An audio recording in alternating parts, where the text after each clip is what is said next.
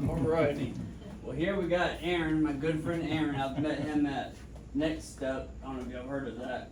And then also at Weight Med Rehab. Yeah. So it's kind of cool to see how he's turned his one-handed injury, or, you know, his one hand compromise into something successful. Really encouraging. So I'm looking forward to see what we're doing today. Well, thank you. Thank you. Yeah.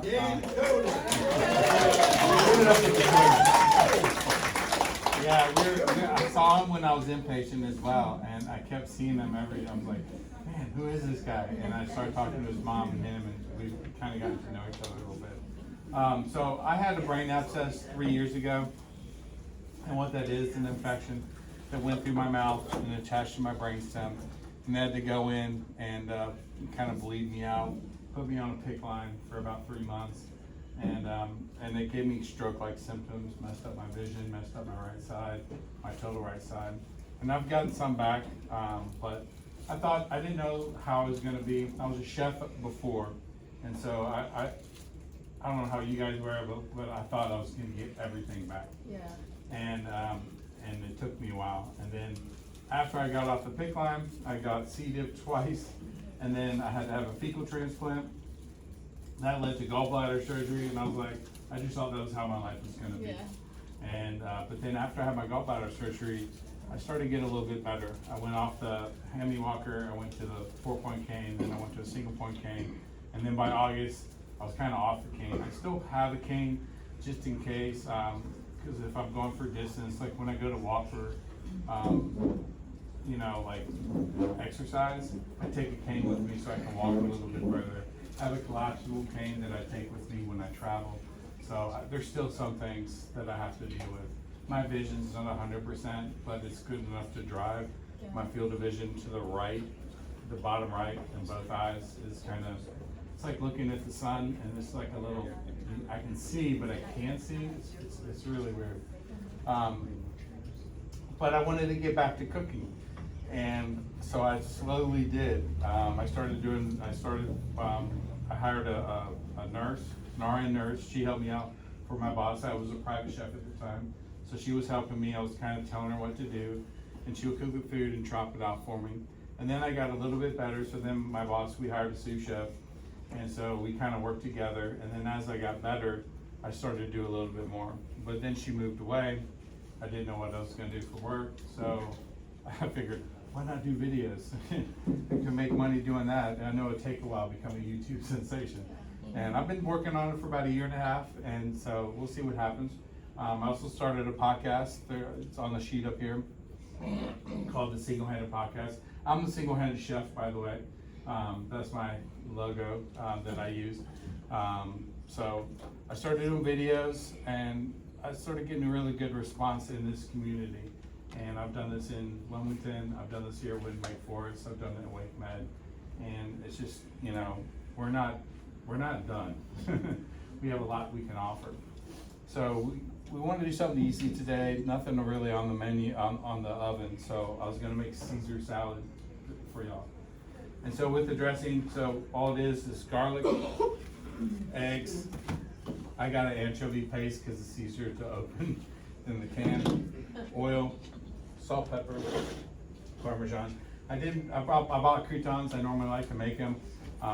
All it is you cut up day old bread, oil, salt, pepper, and whatever spice, oregano, and then you put it in 350 oven and cook them until they're hard. That's really all you do. And then, oh, I forgot the most important ingredient, lemon. So what I do here is I do have an adaptive cutting board. So it normally has 2 backs, but it kind of gets in the way. But it says suction cups on the bottom and nails on it. And so that's really been very helpful, because I like to use a big wooden cutting board because it can stay, it's pretty sturdy. But I have trouble when I go to cut a lemon. I can cut it, but I have to put the knife down and then go into it. But this just makes it a lot easier. Oh, yeah. Because it holds in place. And even there's a guy who had a stroke a while ago, John Fornino, I don't know how to say his last name. He makes cutting boards for people like us. It's like $30, or sometimes he'll even do it for free. and it's a bigger cutting board, it has nails, rubber bands on it, helps hold the food and everything in place. When I was inpatient, we went into the apartment, pretty sure we all did, but they really showed me the cutting boards, and that was really cool, all the different adaptive cutting boards that are out there. And there's all kinds of things you can use. I like to use these bowls because they have a little sticky on the bottom, and so it can stay kind of secure. My salt and pepper shakers, they're rechargeable, but you can just turn them upside down, and that way you can have cracked pepper and cracked salt, or if you like that kind of stuff. Everything else is pretty, there's not much else. There's rocking knives that you can use. I don't like those. I never have. I prefer these kind of knives. And it did take me a little bit. I'm not as fast, and I was right-handed in my previous life. Now I'm left-handed. So what we do is we take the eggs,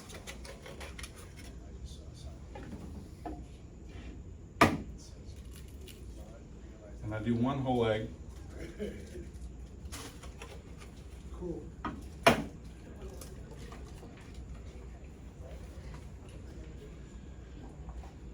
Do 2 yolks.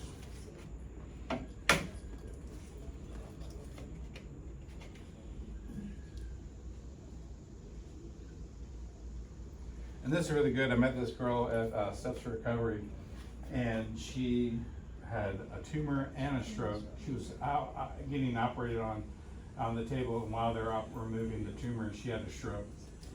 But she wanted to get back to making brownies because without eggshells. So I showed her how to open an egg with one hand, and now she's making brownies again for her kids. And she is a very, well, like we all are. I haven't even met only a few so far in Dakota. We're all amazing people. So this is the anchovy paste. You want to put in about a half a tablespoon. It's the most important ingredient in this, I think. But you gotta like anchovies, which I do. So how do you crack the egg with one hand? So you just take it and you hit it on a flat surface, and then you take these 2 fingers and you just kind of pull the eggshell back. Okay. And if you're doing a yolk, you kind of just crack it and then you kind of pour off the egg white. Okay. So I can show you, you can come up here afterwards and I can show you, I got 3 left. So you can do one, and 2 other people can do one, or 3 other people can do one. Aaron, have you ever tried the egg crackers that they have on Amazon? I know they have a few different. I have not. For things. one-handers? For one-handers, No, yeah. no, I have not. I was just curious. Well, as being a chef, we had to, for brunch, before they had carton eggs, I'm 50, so they didn't have carton eggs until about 10, 15 years ago. So if you wanted to cook eggs for brunch, like your scrambled eggs or for omelet, you had to crack them yourself, and you learn really quickly to do it with 2 hands. And just sit there like this and or what you do, you would take it and throw it in a strainer, and so you just sit there and strain it all out. You find a way. Garlic. So if you don't want to use whole garlic, you can buy it in a jar, already chopped up, ready to go. But I like to use fresh garlic, and so you just peel it off with one hand, peel off each thing, and then all you do is just press down on it, and the paper comes right off. Okay. Make sure there's no bad parts, because sometimes garlic can be rotten. But I'm putting in 5 cloves. Garlic's another important part of Caesar dressing. So now we have our lemon juice, our anchovies, and our eggs. And then what you want to do, and you can use a smaller one of these. They have them. You want to make sure that it can run. Is that plug not working? No. There we go. I'm gonna try Brian's one and here. Yeah. not gonna have seafood. Probably should have checked that before we got there. Does that Alright, work? it's plugged in, let's see. Yeah, thank you, sir. I'll make sure to let them know. Check the breaker, it might just be a breaker. Yeah. If not. I'll have to figure out where that is. So you wanna blend all that up. Chop up all the garlic, make sure it's all smooth. And then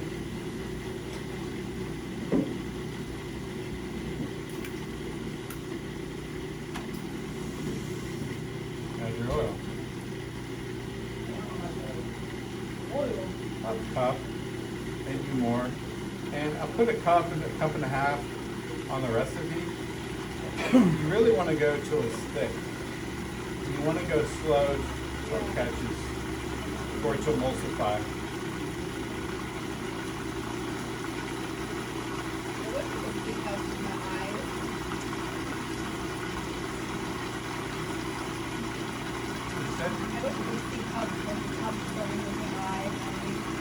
Yeah, and like any recipe, I mean, it might be less, it might be more. And if you're ever baking, temperature in the oven, it can be different because every oven is different. And I printed out the ingredients. Yeah.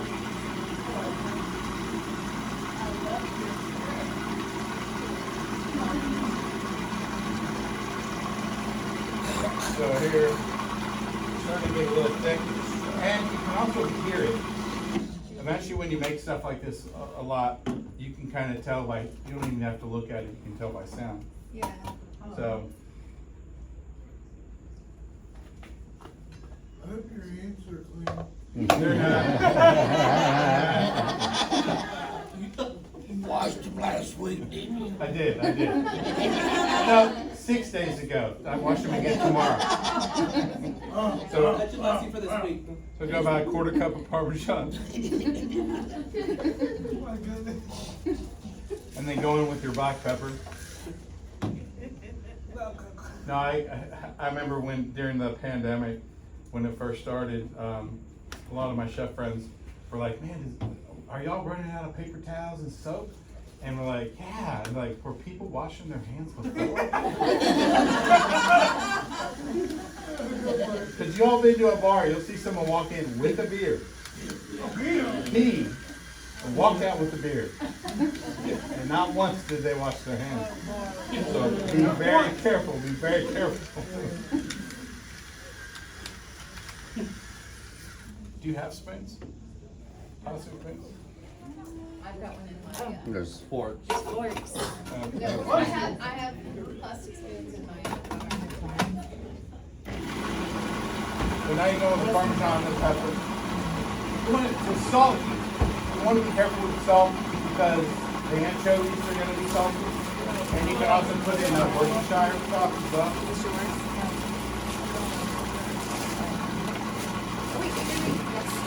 There we go. All right.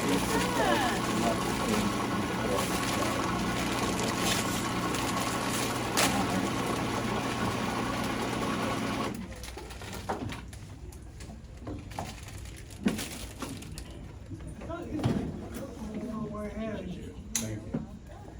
So now we're getting thick. Only use it once. Well, we used to say before it got really bad, we had 10 tastings. Yeah. Washing your hands. You just go, I used my thumb last time, you had to go in order. And he didn't wash his hands. Yeah, technically you want to get it with a dressing. But if you're cooking at home, No, you these are can do it however you want. You're not gonna get someone sick. Other recipes. And did you just eyeball the oil we put in? Well, yeah. All different restaurants. So it's about a cup and a half, and so, I mean, I did that much, I did about 2/3 of that bottle. So, yeah, but like I said with the salt, Now I'm curious what we got. be very liberal with the Parmesan. I'm gonna go in a little bit more anchovies.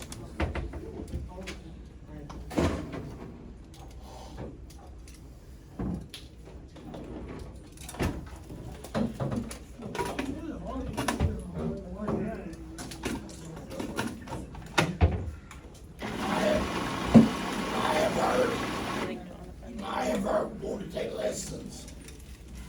Yeah, Yeah. yeah. For y'all, no charge. But I also have a YouTube channel where I have videos. So I have like 40 videos showing people how to cook with left hand. Some of the equipment I use. I have crimpers that I use for empanadas and dumplings. I have a can opener that's not electric, Okay. and it's a ratchet, so you hook it on the side. Especially you with being left-handed now, and now that we're lefties. Yeah. And it just ratchets. And yeah, I do all kinds of stuff and show you how to do it with one hand. Great. Oh. Can I get that channel name Yeah. from you later? The single-handed chef. Oh, okay, I can remember that, yeah. Single-handed show. All right. That's brilliant. Well, I called myself the left-handed chef. I thought I was being cute. and then someone's like, they're just gonna think you're left-handed. So, like, why don't you say something like one-handed or single-handed? So I was like, I like single-handed. Yeah. And then so I went with single-handed, and then my friend, he did my logo for me. Yeah. And it's kind of stuck. But Michael from Believe's he calls me the neurotic chef. If you know Michael, then that fits with him. All right. So now we have our dressing. Everything else is really easy. So we're gonna cut the lettuce. And Laura was nice enough to wash it for me. Watch last week. It was washed last week. When my hands were clean.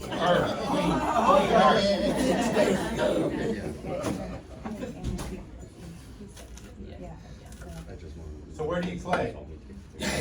For your comedy. You're good. We should go on the road together. So you want to cut it because the leaves are long, so you want to cut bite-sized pieces, so you cut down.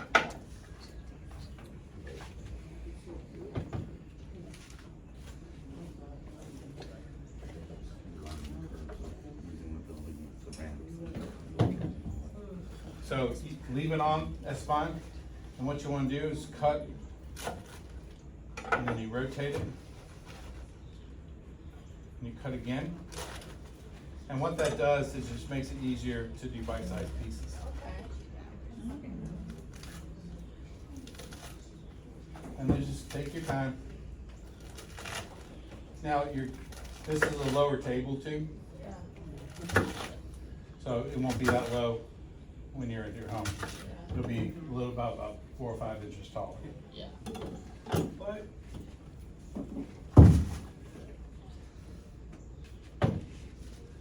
All right, so I'll do 2 batches. So going with your Parmesan.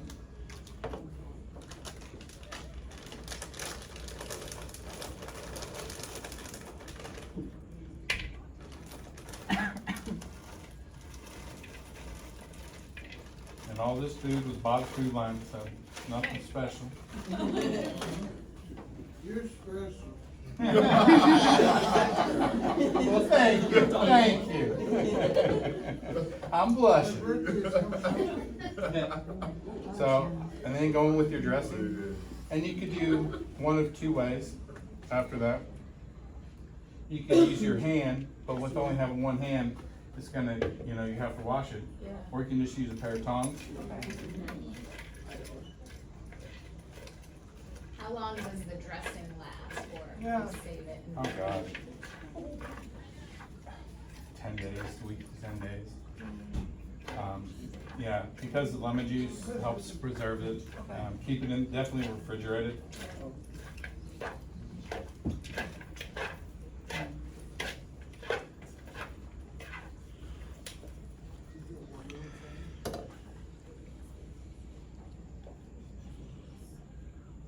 And then if you want to go on with a little cracked black pepper, which I do. The more the merrier. Yeah. And then you have Caesar salad. Nice.